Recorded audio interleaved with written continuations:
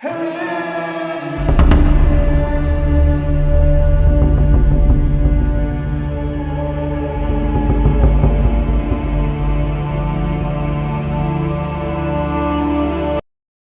ikatlong pinakamalaking lungsod sa Pilipinas ay ang Zamboanga City, na nagpapatakbo bilang sentro ng komersyo at industriya ng Timog.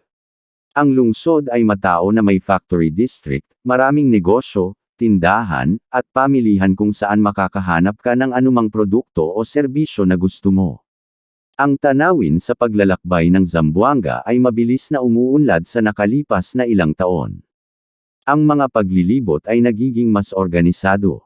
Ang pag-promote ng lungsod ay walang humpay, lalo na't matapos ang mga paghihigpit sa paglalakbay ay lumuwag. 10 pinakamagandang lugar sa Zamboanga. Pasonanca Park at Scout Limbaga Campsite. Binuksan sa publiko noong 1910s, ang Pasonanca Park ay isa pang berdeng espasyo para sa mga mahilig sa kalikasan at sa mga gustong makatakas ng mabilis mula sa mas abalang sentro ng lungsod. Dito makikita ang Camp Limbaga na may convention center, amphitheater, aviary, floral garden at butterfly sanctuary, at mga pampublikong swimming pool. Marahil ang pinakasikat na atraksyon ay ang Pasonanca Treehouse. Itinayo noong 1960, ito ay orihinal na itinayo upang magsilbi bilang Youth Citizenship Training Center. Ngayon, ginawa na itong pasyalan. Climaco Freedom Park. Dating kilala bilang Abong-Abong Park, ang Climaco Freedom Park ay matatagpuan mga 7 kilometro sa hilaga ng sentro ng lungsod. Ipinangalan sa yumaong Zamboanga City Mayor, isang lokal na bayani na pinaslang noong 1984, ang parke din ang nagsisilbing huling pahingahan niya. Ang Freedom Park ay isang sikat na destinasyon at pinupuntahan tuwing weekend ng mga lokal at isa sa mga tumataas na tourist spot na umaakit sa mga mahilig sa kalikasan. Fort Pilar Shrine and Museum. Tinatawag din na Fortaleza del Pilar, ang Fort Pilar ay itinayo noong ika-17 siglo, na orihinal na nagsisilbing post ng depensang militar ng Espanya. Fast forward sa kasalukuyan, ang Bastion Fort na ito ay isang pangunahing makasaysayang palatandaan ng lungsod. Kinilala bilang National Cultural Treasure noong 1973, ang kuta ay sumailalim sa mga pagsasauli at regular na pinananatili ng lungsod.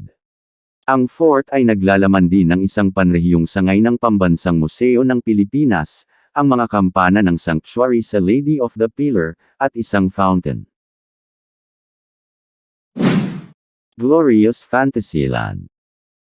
Ang Glorious Fantasyland ay isang world-class amusement theme park at commercial center all-in-one.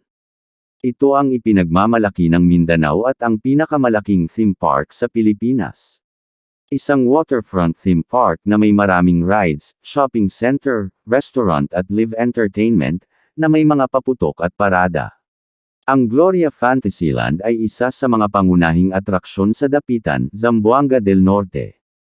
Isa itong world-class na commercial center na maihahambing sa mga theme park ng Disneyland.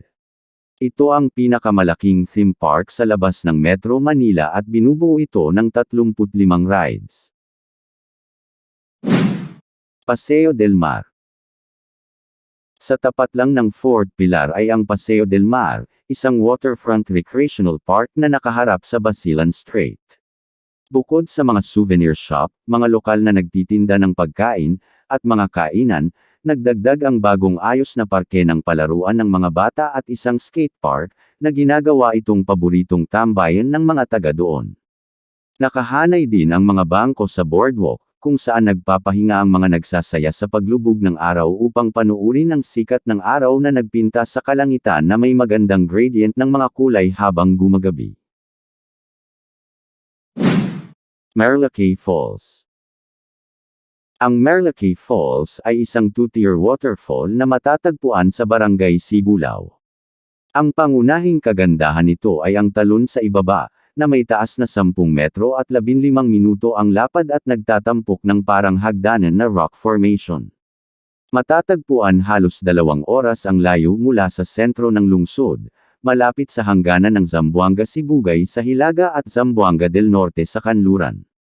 Ang natural na kagandahang ito ay mas mukhang isang sinaunang guho kung saan ang isang talon ay mahiwagang dumaan dito, sa halip na isang pader ng mga bato.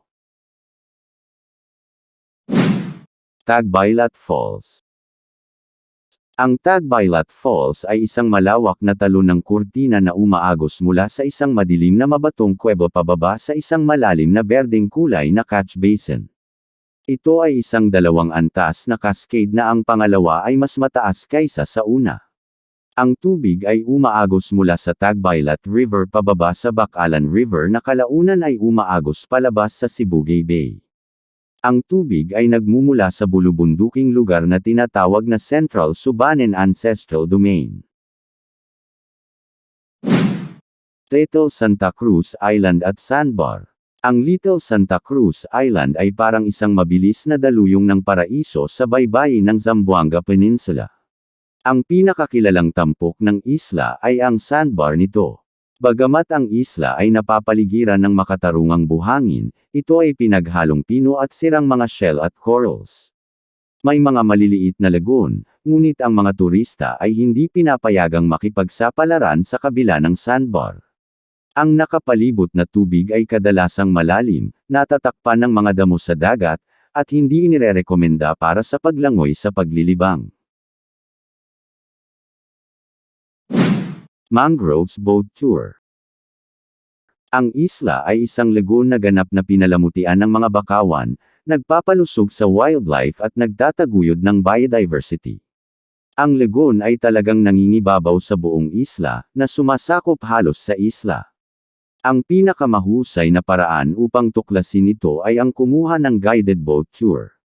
Habang sumasagwa ng iyong boatman, dadalhin ka ng isang gabay sa ilang mga lugar upang ipaliwanag kung gaano kahalaga na protektahan ang site na ito. Para sumali sa Lagoon Boat Tour, sabihin sa mga bangka na nagdala sa iyo sa Pink Beach na gusto mong libutin ang lagoon. Santa Cruz Island, Pink Beach. Mayroong Boracay, Palawan at Santa Cruz sa Zamboanga. Ito ang mga pinakasikat na beach sa Pilipinas. Ang dakilang Santa Cruz Island, na mas kilala bilang Pink Beach, ay maaaring natabunan ng ibang mga isla nitong mga nakaraang panahon, ngunit nananatili pa rin itong magandang destinasyon para sa mga bummers sa beach. Ang Pink Beach ay ang pinakasikat na tourist attraction ng Zamboanga. Ang kulay pink na kulay ay hindi matingkad o maliwanag. Mula sa malayo, ang mabuhangin na baybayin ay parang karaniwang puting beach, ngunit habang papalapit ka, mas nakikita ang kulay pink nito. Ang maputlang kulay pink na kulay ng buhangin ay ang resulta ng pagbabago ng panahon ng mga pulang organ pipe corals na dinala ng mga alon sa dalampasigan.